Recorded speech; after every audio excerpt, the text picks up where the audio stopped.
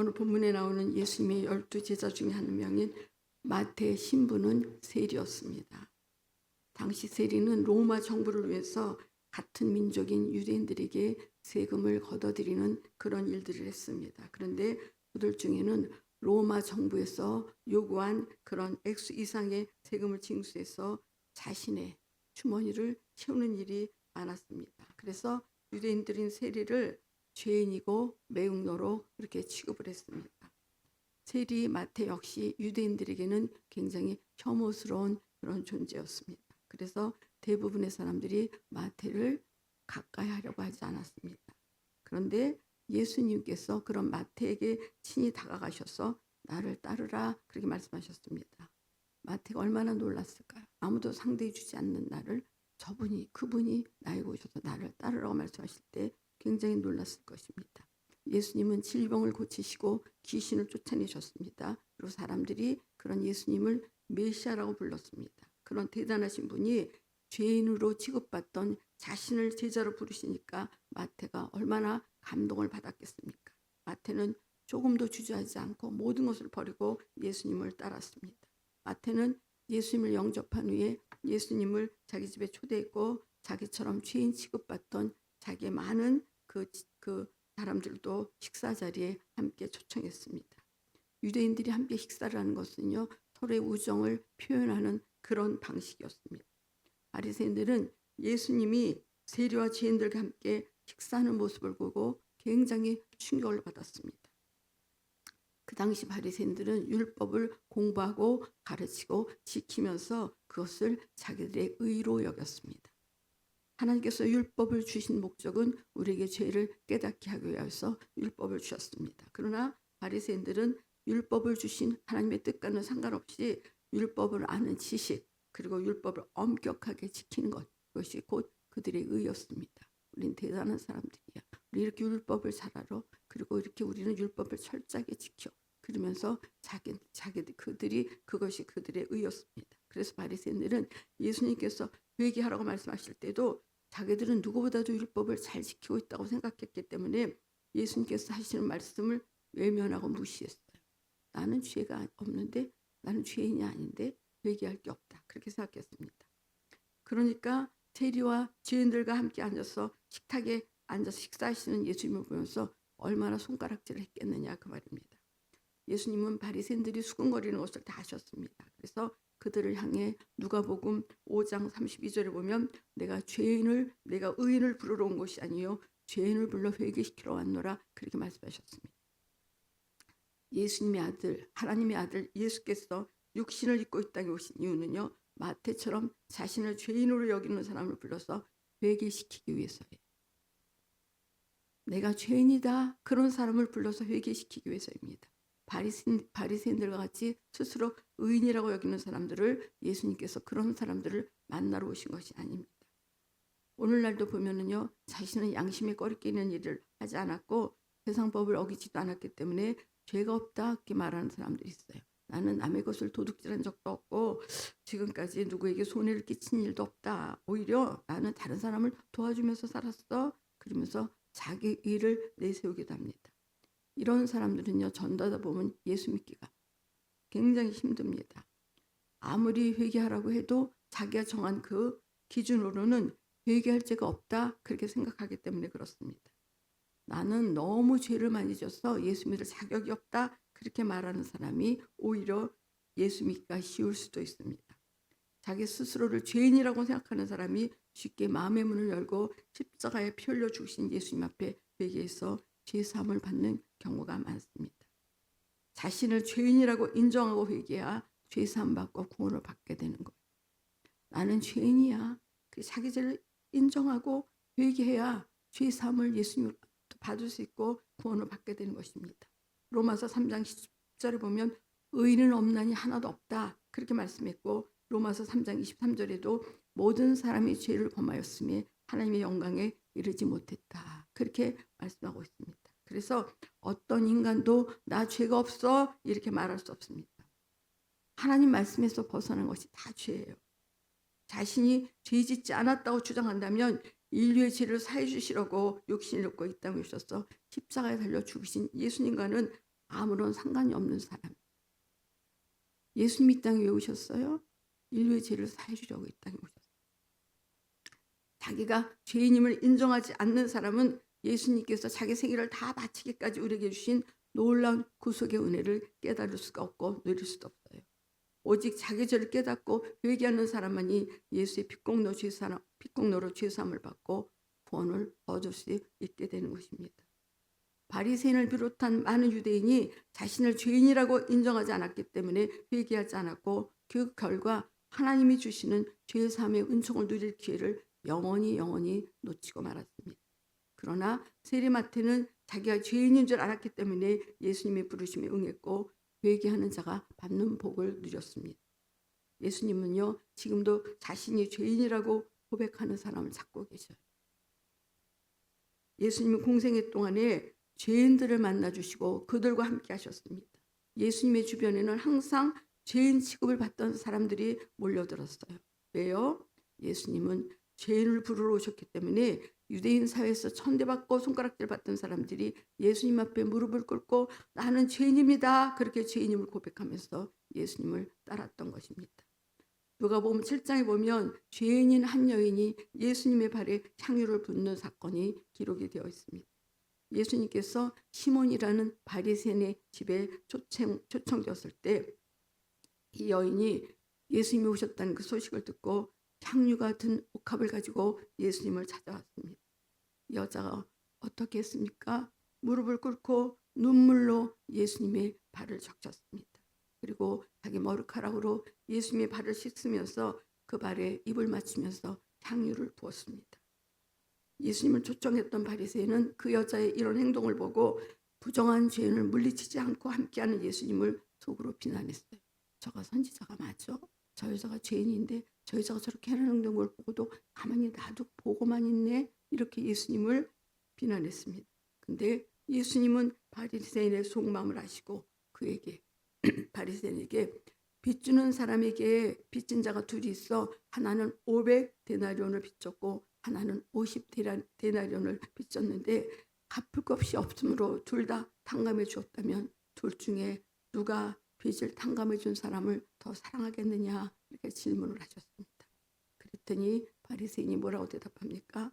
내 생각에는 많이 탕감받은 자가 더 많이 사랑합니다. 그렇게 대답했습니다. 그랬더니 예수님이 내 판단이 옳다 이렇게 말씀하시면서 예수님께 발 씻을 물조차 주지 않은 바리새인을 책망했고 눈물과 향유를 부으면서 예수를 극진히 대접한 여인에게는 칭찬을 아끼지 않으셨습니다. 그리고 이 여인은 많은 죄를 용서받았다. 이 여인이 나를 많이 사랑했기 때문이다. 적게 용서받은 사람은 나를 적게 사랑한다. 그렇게 말씀하셨습니다. 바리새인은 스스로 죄가 없다 그렇게 주장했던 사람들입니다. 그러므로 예수님으로부터 어떤 은혜를 받은 적이 없기 때문에 예수님을 초대하고도 발 씻을 물조차 주지 않았습니다. 반면에 죄인으로 알려진 이 여인은 예수님으로 받은 그 죄사함의 은혜가 너무너무 컸기 때문에 자신 드릴 수 있는 최고의 감사를 예수님의 발에 향유를 부음으로 표현했던 것입니다. 옥합을 깨뜨려서 예수의 발에 향유를 부었던 이 여인처럼 예수님께 나와 회개할 때 죄사함의 은혜를 더 많이 받은 사람이 예수님을 더 많이 사랑하게 된다는 것을 여러분 아셔야 합니다. 로마서 5장 20절에 보면 죄가 더한 곳에 은혜가 넘쳤다 그렇게 말씀합니다. 우리가 죄를 회개하면 회개할수록 우리 죄를 사해 주신 주님의 은혜를 더 많이 받게 된다는 말이에요. 회개할수록 주님의 은혜를 우리가 더 많이 받습니다. 죄를 많이 깨닫고 회개할수록 죄 사함의 은혜를 더 많이 받기 때문에 주님을 더 많이 사랑하게 되는 거예요. 우리 심령에 왜 예수님을 사랑하는 마음이 없어요? 죄를 발견하지 못하니까, 회개하지 않으니까, 죄 사함의 은혜가 없으니까 예수님을 사랑할 수가 없는 거예요. 죄는요, 우리를 지옥에 던질 만큼 무서운 것이에요. 이 세상에서 가장 무서운 게 죄. 세상에서는요, 죄가 드러날수록 불리합니다. 그만큼 무거운 형량을 받기 때문에 그렇습니다. 그래서 사람들은 죄를 두려워하고 어떻게든 법 앞에서 죄를 감추려고 합니다. 그러나 예수 안에서는요, 내가 죄인임을 인정하고 회개할 때 오히려 죄사함의 은혜를 받고 영원한 천국에서 하나님의 사랑을 받아 누리는 엄청난 복을 받는다는 사실을 우리가 알아야 합니다. 주님께서 마태복음 4장 17절에서 회개하라 천국에 가까웠다 그렇게 말씀하신 것은 죄를 감추고 회개하지 않으면 천국 문으로 가는 그 길이 막히지만 죄를 드러내고 회개하면 천국으로 가는 길이 활짝 열리기 때문에 그렇게 말씀하신 것입니다. 여러분 죄를 감추고 회개하지 않으면요 천국으로 가는 길이 막혀요. 우리 다 천국행 티켓을 받은 사람들이지요. 예수 믿는 순간 우리 다 천국을 향해서 갈 수 있는 그런 자격을 부여받은 사람들이에요. 그런데 죄를 감추고 회개하지 않으면 천국으로 가는 길이 막혀버립니다. 죄를 드러내고 하나님 앞에 회개하면 천국으로 가는 길이 활짝 열린다는 거 여러분 잊지 마시기 바랍니다. 우리는 하나님 말씀으로 내 죄를 찾아서 내 죄를 담당해 주신 예수님께 회개해서 날마다 주님께 넘치는 은혜를 받으면서 살아가야 합니다. 사무엘상 15장에 보면요. 불순종하고 죄를 감추다가 하나님께 버림받은 사울왕의 이야기가 기록이 되어 있습니다. 하나님께서는 사울왕에게 아말렉 족속을 쳐서 모든 사람과 짐승을 남김없이 진멸하라고 선지자 사무엘을 통해서 말씀을 하셨습니다. 그러나 사울왕이 어떻게 합니까? 하나님 말씀에 순종합니까? 사울왕은 하나님 말씀에 순종하지 않고 양떼와 숫떼 중에서 가장 좋은 것들을 골라서 숨겨주었습니다. 그러나 모든 것을 아시는 하나님께는요 감출 수가 없습니다. 하나님께서는 사무엘에게 사울왕이 내 명령을 지키지 않았다 그렇게 말씀하셨고 사무엘은 하나님이 말씀하신 대로 사울왕을 책망했습니다. 그랬더니 사울왕이 뭐라고 말합니까? 내가 잘못했습니다 그렇게 말합니까? 아니죠. 사울왕은 오히려 그 좋은 것들은 하나님께 제사 드리려고 내가 그것들을 남겨놓았습니다 그러면서 변명하게 급급했습니다. 여러분 죄는 변명하면 안 돼요. 죄를 짓게 한 자가 마귀이기 때문에 죄를 자꾸 핑계대고 변명하면요 마귀를 변호해 주는 거예요. 죄는 변명하면 안 됩니다. 그런데 사울왕은 변명하기에 급급했어요. 결국 죄를 감추기 위해서 하나님을 속인 사울왕은 처참하게 버림받았다고 성경은 분명히 기록하고 있습니다. 반면에 다윗은 어땠습니까? 사울도 하나님께 범죄했고요. 다윗도 범죄했어요. 다윗은 오히려 더 큰 범죄를 저질렀어요.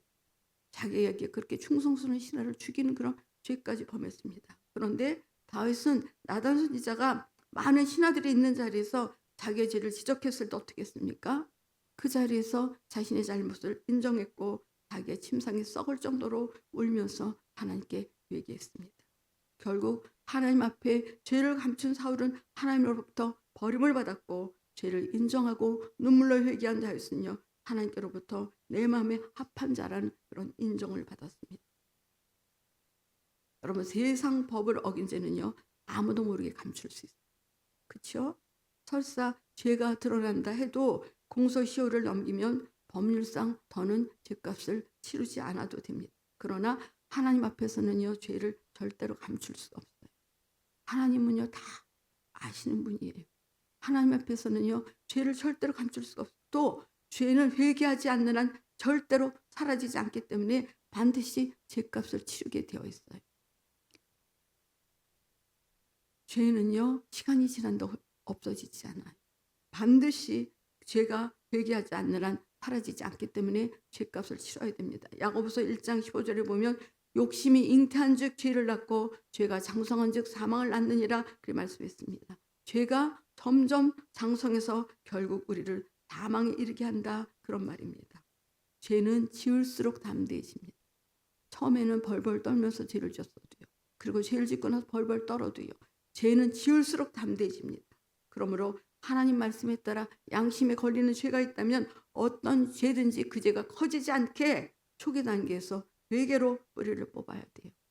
여러분 기억하세요. 뿌리를 죄가 내리면 내릴수록 나중에 뽑기가 힘들어집니다. 죄를 버리기가 힘들어져요. 초기 단계에서 뿌리를 뽑아버려야 됩니다. 자존심이나 명예 때문에 죄를 덮고 숨기는 것은요. 마치 언제 터질지 모르는 화약고를 안고 살아가고 있는 것과 마찬가지입니다. 죄는요. 크든 작든 끄집어내서 회개해야 해결됩니다. 죄를 해결할 수 있는 방법은 회개밖에 없어요. 여러분 꼭 기억하세요. 크든 작든 끄집어내서 회개해야 그 죄를 해결받을 수 있고요. 그 죄값에서 해방될 수 있어요. 하나님께서는 우리를 사랑하시지만, 인간을 사랑하시지만 죄는 미워하십니다. 하나님이 아무리 우리 인간을 사랑하셔도 회개해서 죄사함을 받지 못한다면 인간은 그 죄 때문에 멸망당할 수밖에 없어요. 제가 지금까지 신앙생활하면서 느끼는 게 뭐냐? 죄처럼 무서운 게 없다. 죄처럼 무서운 게 없다. 죄값은 반드시 우리가 치러야 돼요. 회개하지 않으면 그 죄값. 하나님께서는 지금 우리에게 죄를 숨기지 말고 예수님의 십자가의 피공로 앞에 내놓고 죄사함 받아라, 그렇게 말씀하고 계십니다.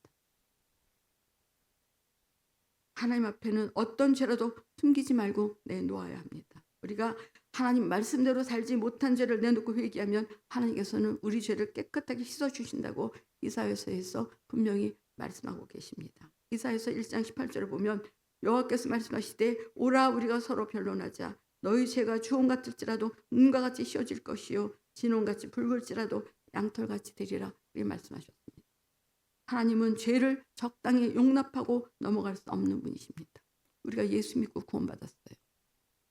우리는 아직 완전히 천국에 들어간 게 아니에요. 사도 바울은 우리에게 구원을 이루라고 말해요. 두렵고 떨림으로 너희 구원을 이루라. 죄를 두렵고 그렇게 떨려, 그렇게 죄를 지면 두렵고 그렇게 우리가 떨어야 돼요. 죄의 삭은 사망이기 때문에 그래요.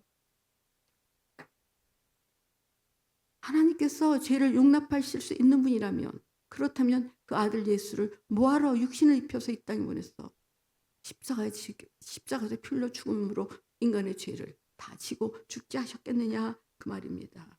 만약 하나님께서 적당히 죄를 용납하시는 분이시라면 아들 예수를 이 땅에 보내지도 않으셨을 것이고 그 아들이 그토록 잔인하게 죽임을 당할 때 내버려 두지도 않으셨을 거예요. 오늘날요 교회 강단에서요 회개하라는 설교가 사라진 지 오래예요. 왜 그렇습니까? 성도들이 싫어해요. 만약에 강대상에서 계속 한 달, 두 달 회개하라는 설교를 해보세요. 여러분 좋아하실 것 같습니까? 제가 한 달 해봤어요. 한 달. 그랬더니 성도들이 얼굴이 다 굳어지고요. 듣기 싫어가지고. 성도들이 싫어해요. 죄를 지적하면. 제가 여기서 뭐 공개적으로 아니더라도 불러내서 나중에 그 죄 때문에 지옥 가, 그 죄 회개해 이러면 네 알겠습니다. 목사님 감사합니다. 이럴 사람 여기 있습니까? 저는 없다고 생각합니다. 변명하게 급급하고 핑계대게 급급하고 누구 때문에라고 떠넘기게 급급한 게 현재 신자들의 모습이에요. 현재 그리스도인들의 모습이에요. 그래서 강단에서 회개하라는 소리가 다 사라졌어요. 그러나 하나님의 심정을 아는 목회자라면 성도들이 죄를 짓고 망하지 않도록 하나님 말씀으로 죄를 지적하고 회개하라고 설교해야 된다는 얘기예요. 회개하라고. 회개하라는 말이 뭐예요? 죄를 내놓으라 그 말이고요. 죄로 말미암아 저주와 사망과 지옥 형벌에 처하지 말라 그런 소리예요. 그래서 회개하라는 설교는 우리 영혼을 살리는 그런 사랑의 음성이라는 것을 우리가 알아야 됩니다. 어떤 것이 진정한 사랑일까요? 육신이 듣기 좋은 소리를 하는 것이 진정한 사랑입니까? 아니면 영혼을 죽음에서 구원해내는, 영혼을 죽음에서 건져주는 것이 진정한 사랑입니까? 하나님 말씀으로 성도를 회개하게 만들어서 그 영혼을 죽음에서 건져주는 것이 진정한 사랑이에요. 여러분, 저는 나이를 먹으면 먹을수록 야, 지옥에 가면 절대로 안 된다. 절대로 안 된다. 이제 남은 인생이 얼마 안 남았는데, 지금까지 몇십 년 신앙 살았다고 했는데 죄 때문에 망해서 지옥 가면 되겠습니까? 소망이 뭐예요? 나이 먹으면 여러분 천국 소망이에요. 천국. 천국밖에 우리의 소망이 없어요. 죄를 지적하지 않고 덮어주기만 하는 것은요 올바른 사랑이 아니에요. 할 수 없이 그랬겠지 뭐. 얼마나 힘들었겠어. 이거 사랑. 목회자가 진정으로 성도의 영혼을 사랑한다면요 항상 말씀을 통해서 죄를 깨닫고 회개할 수 있도록 해줘야 된다는 거예요. 죄를 지적해 주어야 한다는 것입니다. 성도들도 자기 자신을 사랑한다면 자신의 죄를 용납하지 말아야 돼요. 죄를 지면 눈물로 회개하고 통곡하고 회개해야 됩니다.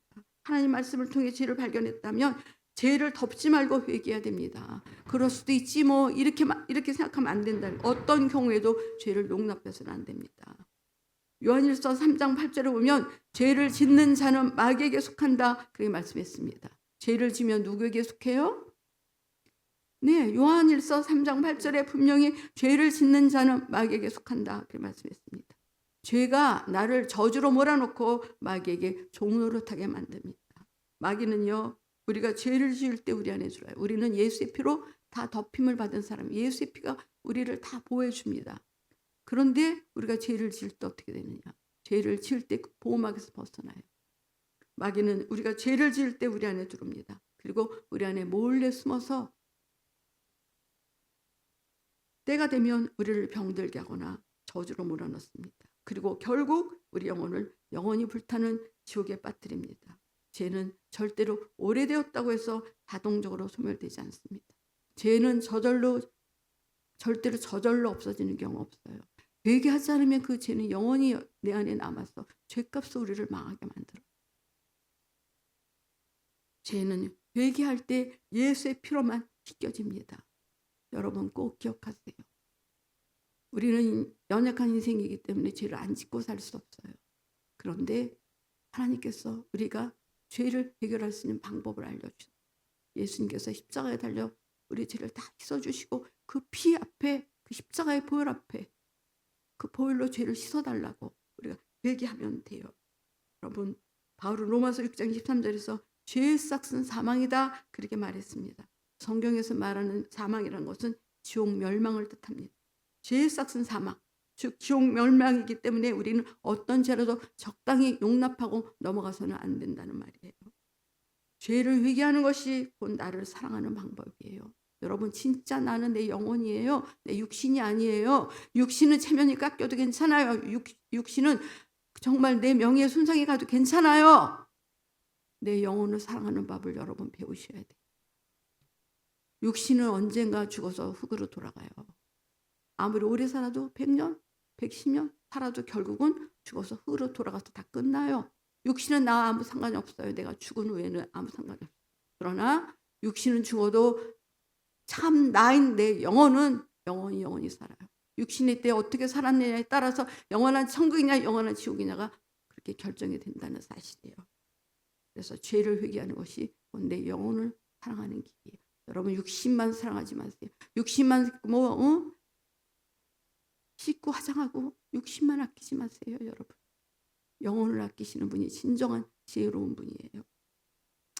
마태복음 23장 27절에서 28절에 보면 예수님은 외식하는 바리새인들을 향해서 바이스를 찐저 외식하는 서기관들과 바리새인들이여, 회칠한 무덤 같으니 겉으로는 아름답게 보이나 그 안에는 죽은 사람의 뼈와 모든 더러운 것이 가득하도다. 이와 같이 너희도 겉으로는 사람에게 옳게 보이되 안으로는 외식과 불법이 가득하도다 그렇게 말씀하셨습니다. 회칠한 무덤, 그게 뭐예요?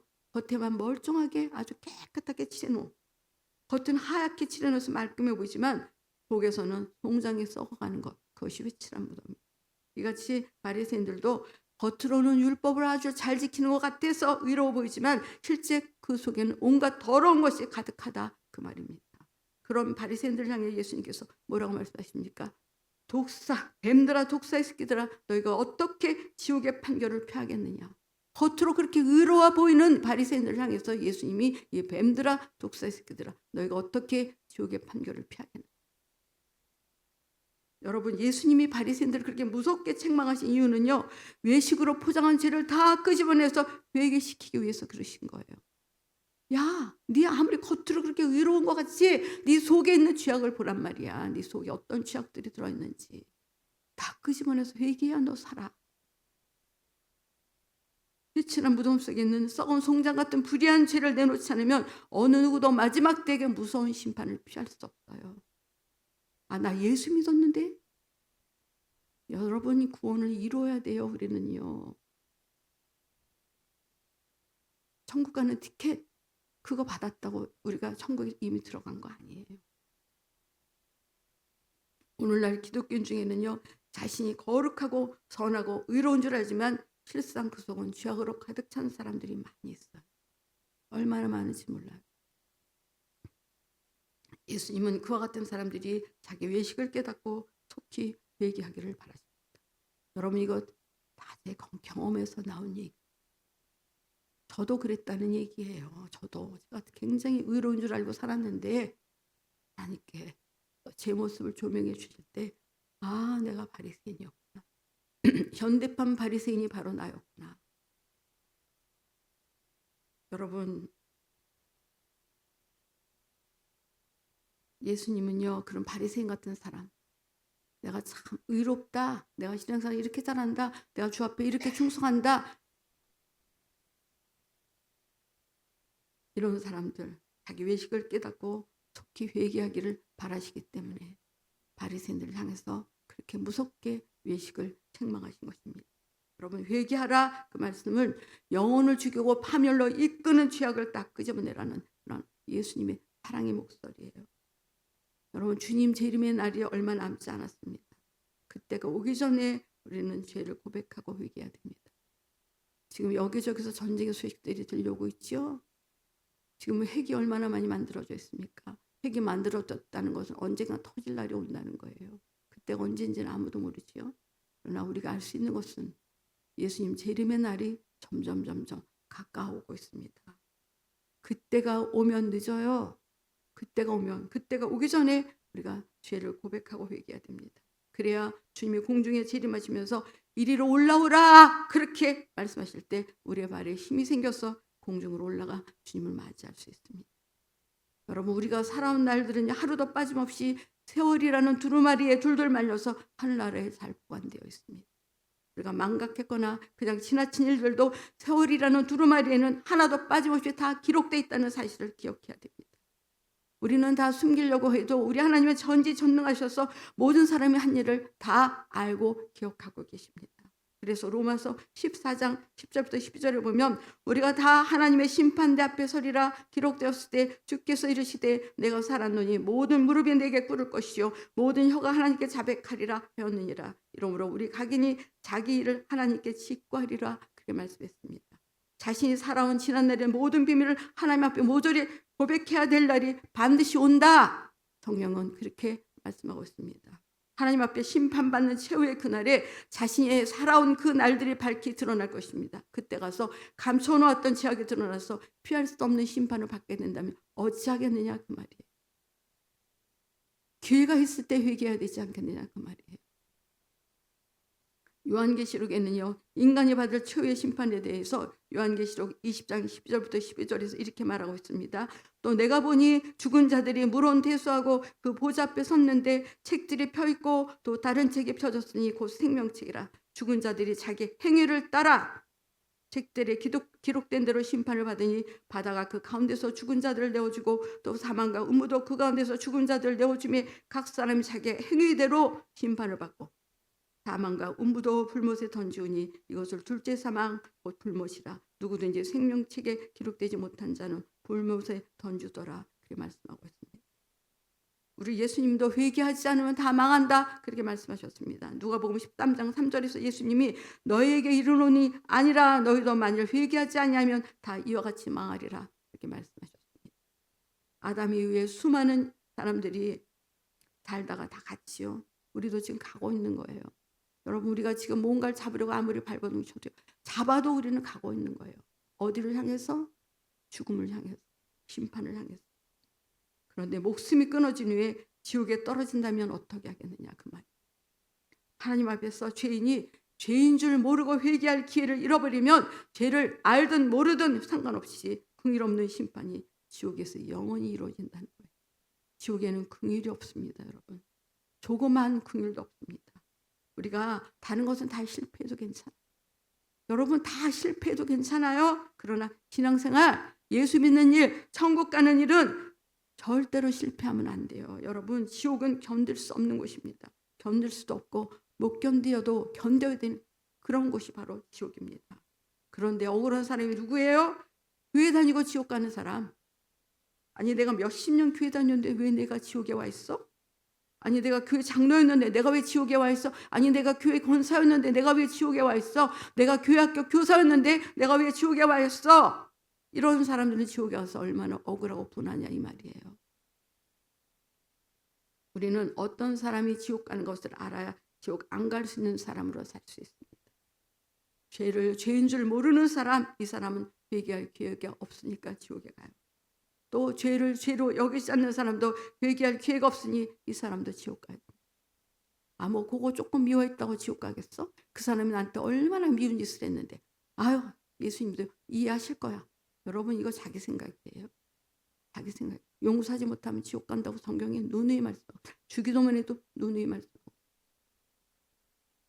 그래서 가장 축복받은 사람이 누구냐? 죄를 죄로 아는 사람, 죄를 죄로 여기는 사람, 자신이 죄인 줄 아는 사람, 이 사람이 가장 축복받는 사람입니다. 회개하라고 할 때 뭐 저런 설교를 해, 듣기 싫어. 이게 아니라 아멘, 내가 회개할 사람입니다. 내가 회개하고 구원받을 사람입니다. 이런 사람이 가장 축복받는 사람입니다. 이제 주님 재림의 날과 함께 심판의 날도 곧 다가올 것입니다. 저는 심판의 날만 생각하면 두려워요. 그래서 그냥 죄를 회개하느라고 어느 때는 정신없어요. 어느 때는 계속 회개하다가 끝날 때도 있어요. 여러분, 우리는 도덕적인 죄는 잘 안 짓지요. 우리가 간음을 합니까? 도둑질을 합니까? 그래서 우리의 죄를 잘 모를 때가 많아요. 나 의롭게 살았는데, 남에게 도둑질한 적도 없는데, 남에게 피해 준 적 없는데. 여러분, 하나님을 향한 사랑을 잃어버리는 것도 죄야. 내 안에 긍휼의 마음이 없는 것도 죄고.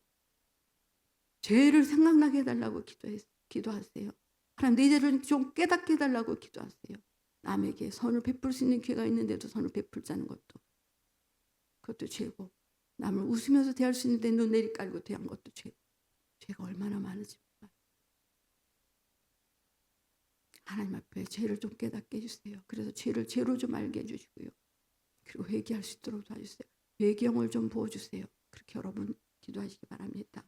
여러분, 부디 말씀을 들을 때마다 죄를 깨닫고 조그마한 죄, 숨어있는 죄까지 다 철저하게 깨닫고 회개하는 저와 여러분이 되시기를 예수님의 이름으로 축원을 드리겠습니다.